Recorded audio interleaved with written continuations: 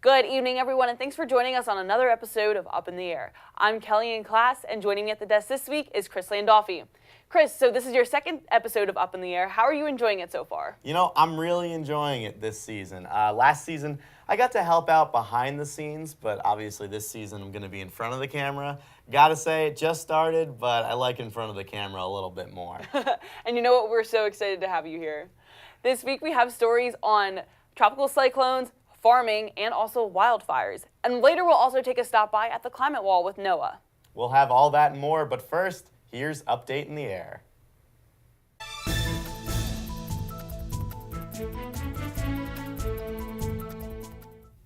Powerful Hurricane Irma is forecasted to go down as one of the strongest storms to hit Florida in recent memory, which brings about comparisons to other storms. For many in the Miami area and much of South Florida, that benchmark storm is Hurricane Andrew. Hurricane Andrew was a Category 5 when it hit South Florida and back in 1992. Many Florida residents remember the powerful hurricane when it first made landfall in Florida. Even though both Hurricane Andrew and Irma were major hurricanes when they made landfall, they still differ in many ways. When you compare the sizes of Andrew and Irma, Hurricane Irma is about twice the size of Hurricane Andrew, and Hurricane Andrew was a very compact storm that had damage impacts focused mainly across southern Florida of the Florida Peninsula. Besides the size of the storms, there are other significant differences as well. Hurricane Andrew tracked east to west across South Florida, while Irma tracked up the west coast of Florida. Even though Irma is forecasted to go down as one of the strongest storms recently to hit Florida, we won't know for sure until the storm has passed. Hurricane Irma made landfall on Sunday in the Florida Keys as a Category 4 hurricane. This marks the first hurricane season on record that two Category 4 or higher hurricanes made landfall in the United States. In late August, Hurricane Harvey also made landfall as a Category 4 and devastated much of the Houston metro area. This season has been an active one with 11 named storms in the Atlantic, 6 of which have been hurricanes. One of the reasons for this is conditions for hurricane development have improved since last year, as the El Niño is now in a neutral state. The El Niño Southern Oscillation describes the warmth of the water in the tropical Pacific Ocean, but can also be used to see whether conditions are ripe for hurricane development in the Atlantic. During El Niño, water in the Pacific is warmer than average, but this also means that there is more vertical wind shear over the tropical Atlantic. Wind shear is changing wind speed with height, and enough of it can tear apart hurricanes. Low wind shear along with warm waters in the Atlantic tropics have combined to make this hurricane season very active. Many people today believe that there is no good to social media. There are many people that will talk about the negatives of social media, but what about the positives? Believe it or not, social media has saved the lives in the wake of Hurricane Harvey's cataclysmic flooding. During the Harvey's wake, Southeast Texas 911 call centers were flooded with calls from those in need. However, the 911 call centers were so busy that many people could not get through, so they took it to social media instead. People began posting their names, ages, addresses, phone numbers, and how much water had flowed into their homes. What started as just sharing within social media communities turned into multiple Instagram pages, Facebook groups, and websites, all created by volunteers to help connect people with others who were ready and willing to help. Even the walkie-talkie app Zello was widely used as a form of communication for the volunteers. The next time someone says that there's no good use in social media, share this story with them. Widespread wildfires have been affecting the western United States and Canada for much of this summer. After a hot and dry summer, conditions for fires to flourish exist throughout much of the western U.S. In Los Angeles, the fire department battled the largest wildfire in the city's history. The La Tuna fire started as a brush fire near the 210 freeway and quickly grew under triple-digit temperatures and gusty winds.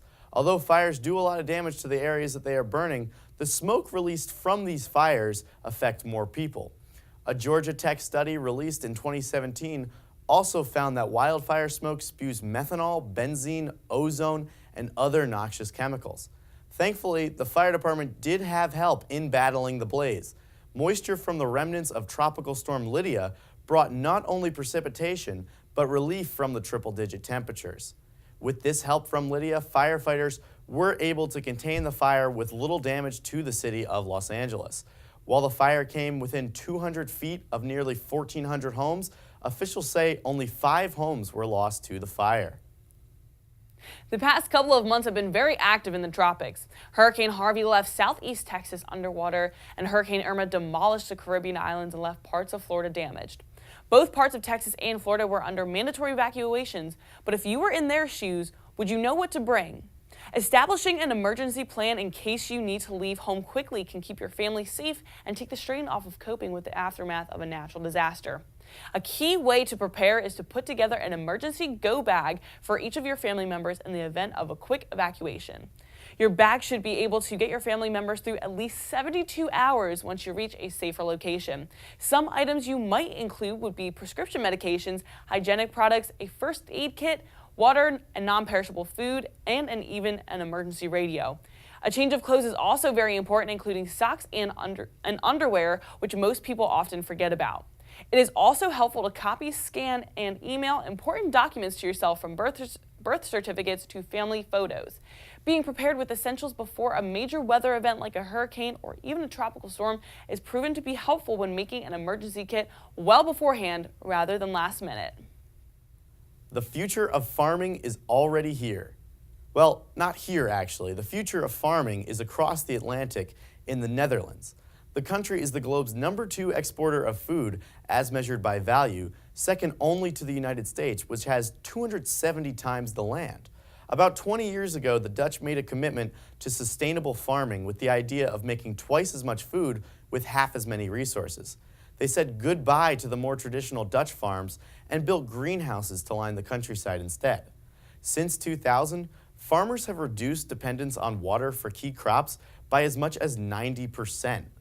They've almost completely eliminated the use of chemical pesticides on plants in greenhouses. These climate-controlled farms enable a country located a mere 1,000 miles from the Arctic Circle to be a global leader in exports of food. The Netherlands can attribute its success to Food Valley, an expansive cluster of agricultural technology, startups, and experimental farms.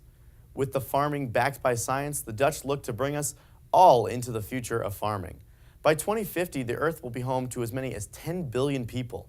If massive increases in crops are not achieved, matched by massive decreases in the use of water and fossil fuels, 1 billion or more people may face starvation. Hunger could be the 21st century's most urgent problem, and the visionaries working in Food Valley believe they have found an innovative solution.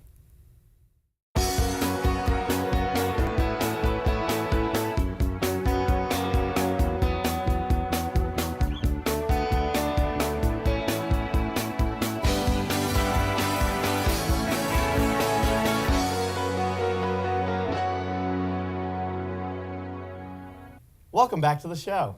We now have a special feature from Zach Chabala on algae. You ever walked past a body of water in the summertime and noticed an unusual green tint or smell coming from it? That's algae. Algae is a natural part of our ecosystem, and it helps decrease the level of nitrogen found in bodies of water, and it's also being experimented with as a new source of fuel. But if conditions are right, algae can grow at uncontrollable rates and cause health concerns for both humans and animals. When warm water, abundant sunshine, and an ample amount of nutrients all come together, algae growth can skyrocket. This is known as an algae bloom. Certain bacteria in the algae can impact the liver, the nervous system, respiratory system, and the skin of anyone or anything that comes in contact with it. Use of water such as drinking, swimming, or bathing in it can cause a multitude of unwanted health concerns such as blisters, fever, muscle and joint pain, paralysis, asthma, and allergic reactions such as rashes, and in extreme cases can cause death to animals. If you notice water contaminated by an algae bloom, stay away from it. If you have already come in contact with this water, rinse the affected area with fresh water and seek medical attention immediately. Also, contact your state's Department of Health or Environment. They will contact the CDC and put it into their reporting system. If you would like to learn more on algae blooms, visit the CDC's website and click on their harmful algae bloom link. For Up in the Air, I'm Zach Chabala.